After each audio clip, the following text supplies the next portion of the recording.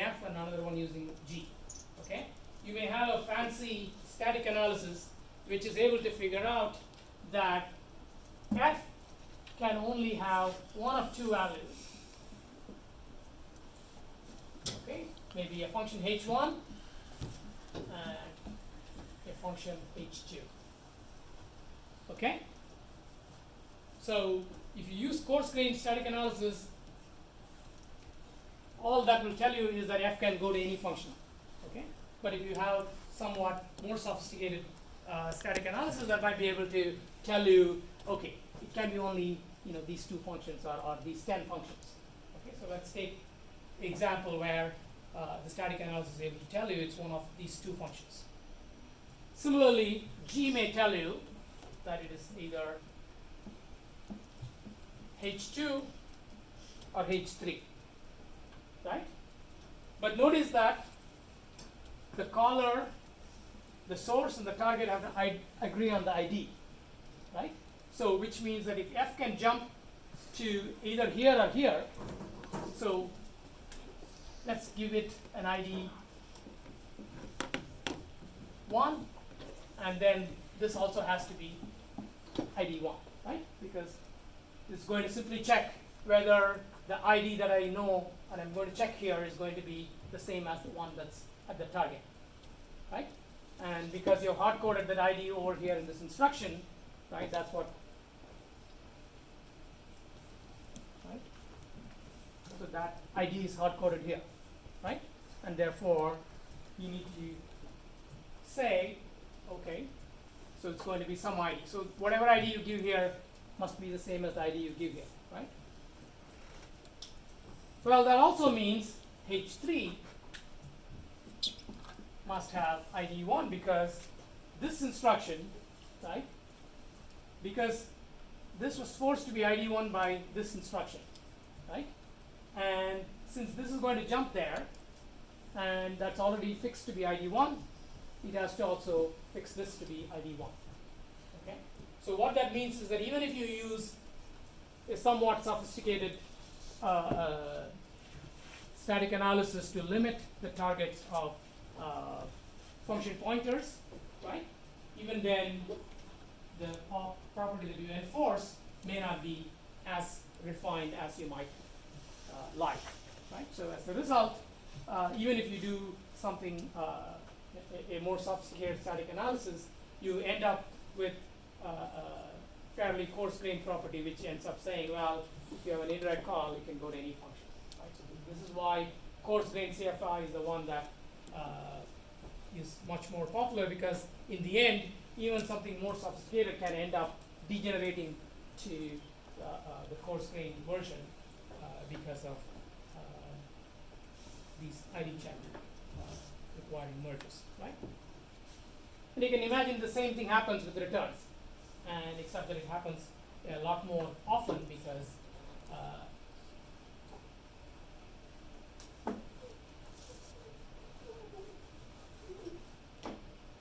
so let's say there is a call to F, right? And this function F, right? And there could be, another call to F here, right? So therefore, if you go here, you can either return there or you can return there, right?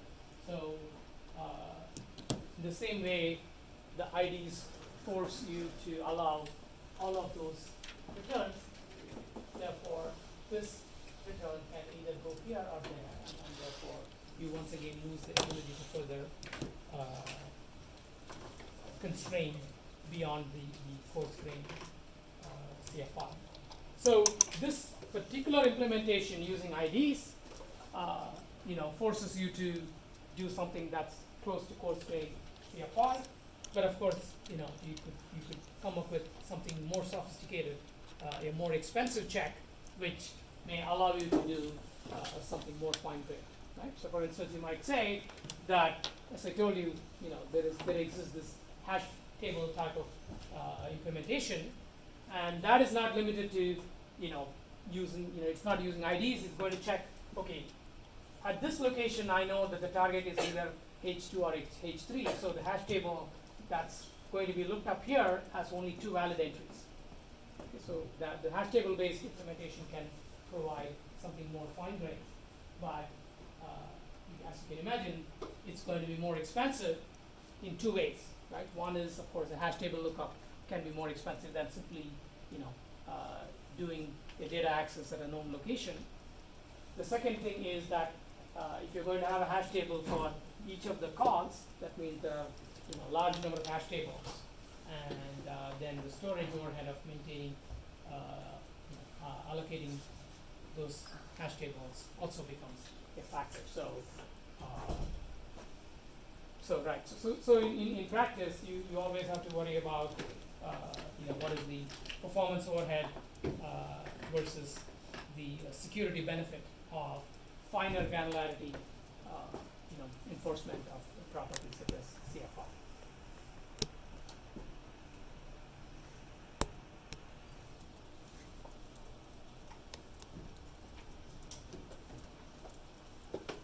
So,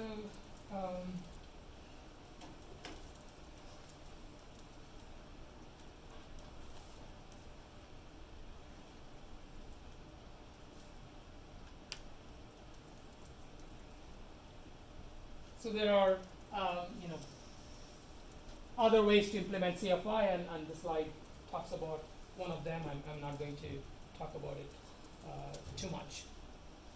Instead, let's try to see what one can build using CFI and SFI.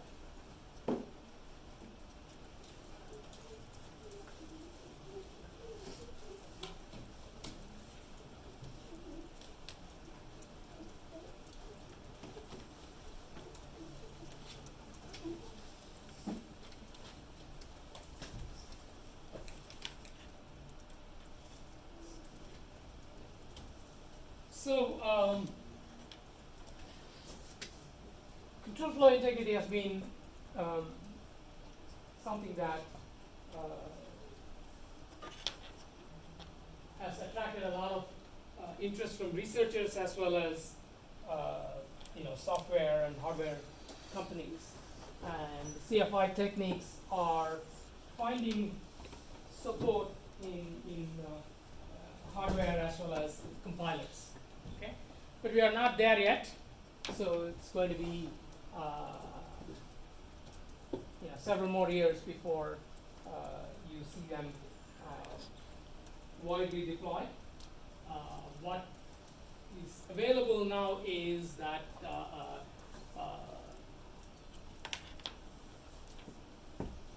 some flavors of CFI are enforced in certain complex pieces of software like Chrome, right? So where it helps deal with some types of attacks. I'm not going to go into the details because it gets too involved.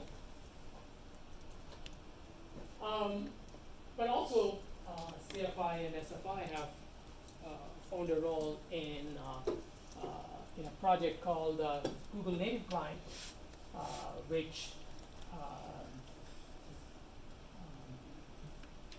the purpose of Native Client is to basically allow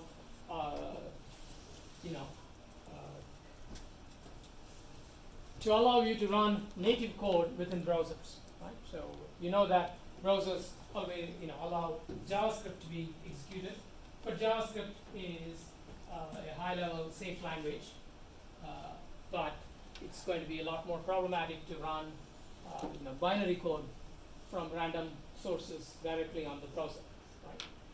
But there are some applications where the performance of the binary code is needed, and so what Google did is to develop a way to run that code securely using SFI and CFI. And there is this standard called WebAssembly that's now fairly widely deployed, and Firefox has been one of the more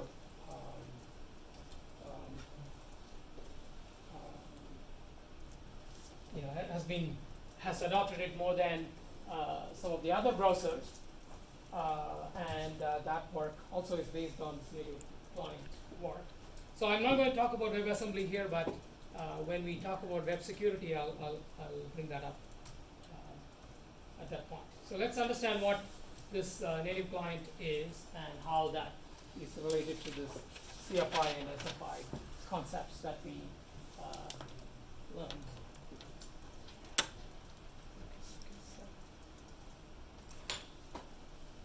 Okay, so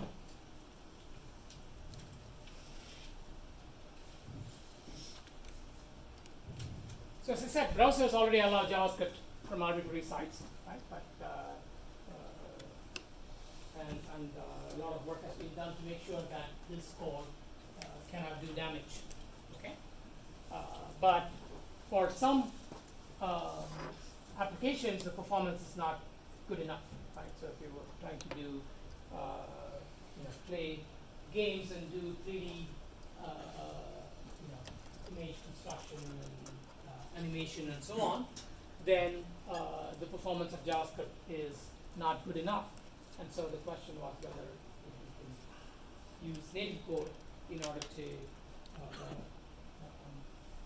get the performance you need. But of course, native code is how do you make sure that it doesn't break things and it doesn't violate your security properly?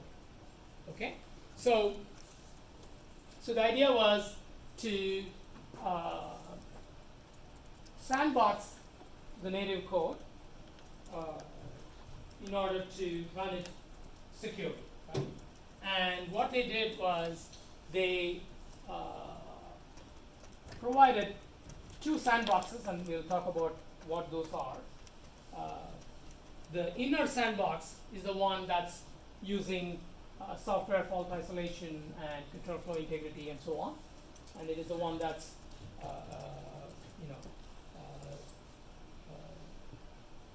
adding checks to untrusted code and making sure that it doesn't do certain things like calling unsafe function calls and so on. And then there is an outer sandbox which is based on some kind of system called sandboxer. Okay? So we'll see how that works. So the high-level picture is quite simple. So this is your browser process. Browser has JavaScript, and they introduce some API. I don't even remember anymore what this EP stands for, but it's some API that allows the JavaScript code to interact with native code that's going to run in a native client process. Okay, so this is going to be a sandboxed process. Okay, and the sandboxed process has the untrusted code running here. Okay, the untrusted code is allowed to call into a trusted library, and the trusted library that will provide operations such as, say, let's say, if you are talking about 3D animation, well, ultimately you have to, render pixels, right? So the pixel rendering is going to be ultimately mediated through a trusted library. But what are the pixels that are going to be rendered? That is going to be decided by this piece of code, right? So this guest code or untrusted code is the one that's going to do most of the computation, but the rendering is going to be done using some trusted libraries. And CFI and SFI are going to be used to make sure that this untrusted code can use the trusted libraries only in specified ways. Right? So for instance, only a certain set of functions are permitted to be called, and they have to be called with certain argument values and so on. So these are the types of checks that are introduced to make sure that the guest code cannot do arbitrary things. And as a second level of defense, this code is not permitted to do make a lot of system calls. Okay, so most system calls are prohibited using we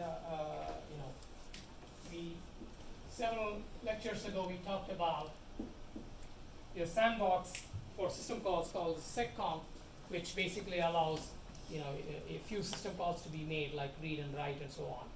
And so what happens is that this code is going to be able to interact with the browser by communicating through this channel, right? So, but communicating on the channel only requires read and write operations. So that's not going to be restricted.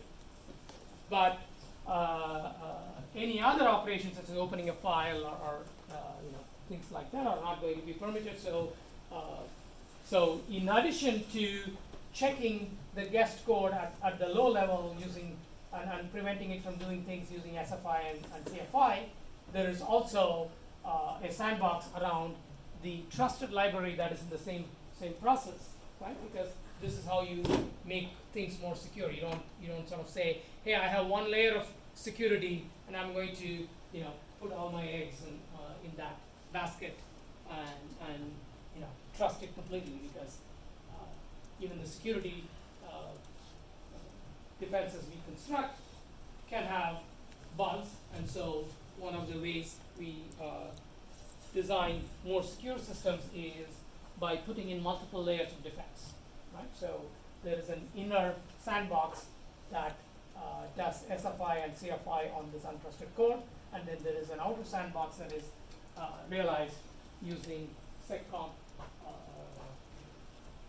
system called sandboxing that makes sure that even when this whole process itself cannot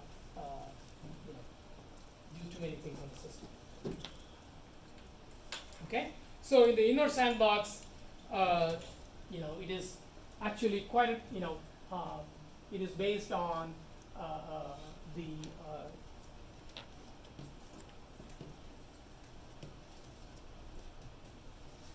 this Pittsfield idea, except that instead of using 16-byte bundles, they use 32-byte bundles. They decided that somehow 32 bytes is somehow gives them better performance or whatever, right? So that's what they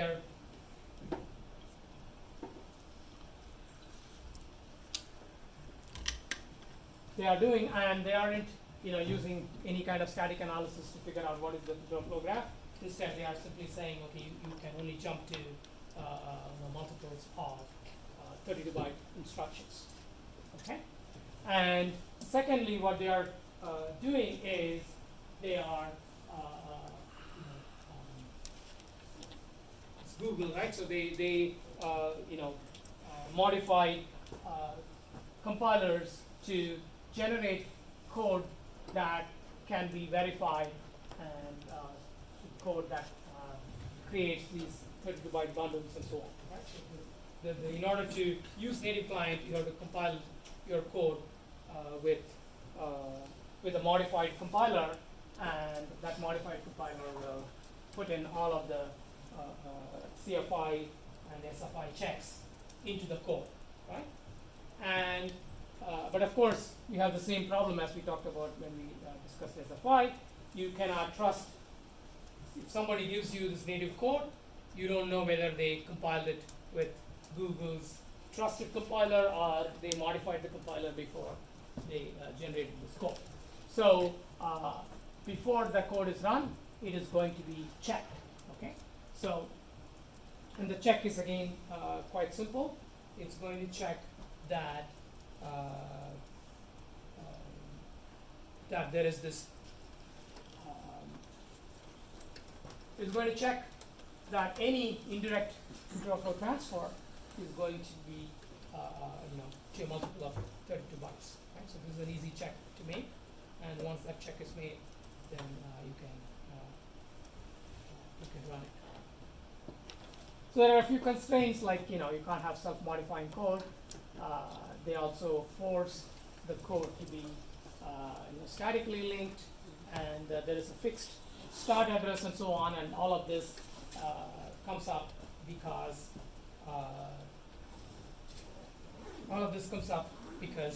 you have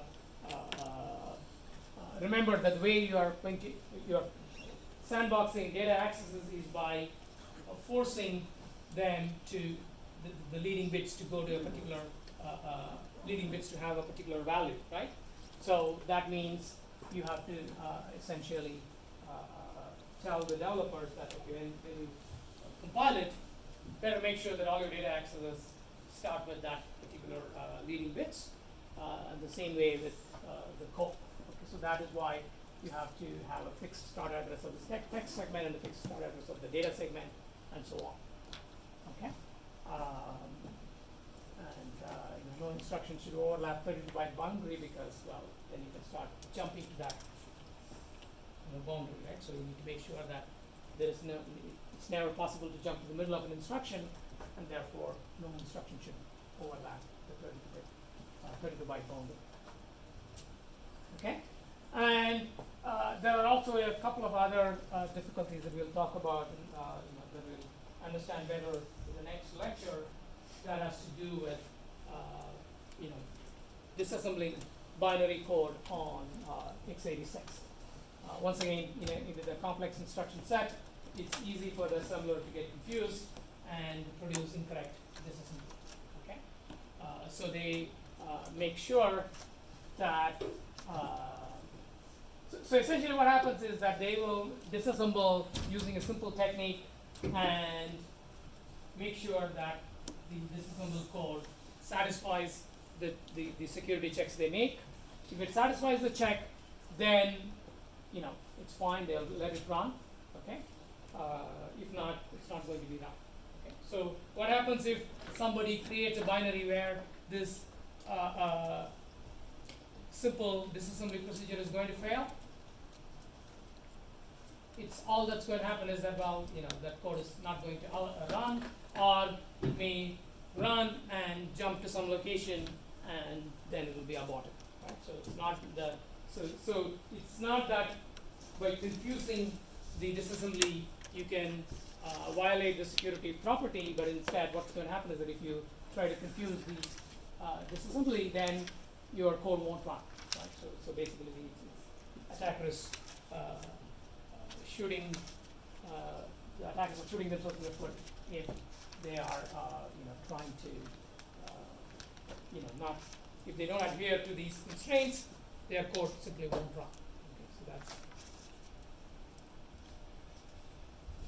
okay. So the control flow integrity, there are two types of checks, because once you get this binary code, you need to check not only the indirect control flow transfers, right, which are for which your check is very simple. You're going to check whether before the indirect control flow transfer, the address has been masked with lower 5 bits being 0, right? So if you're masked with that, then after the masking you're going to jump to a multiple of 32 byte address.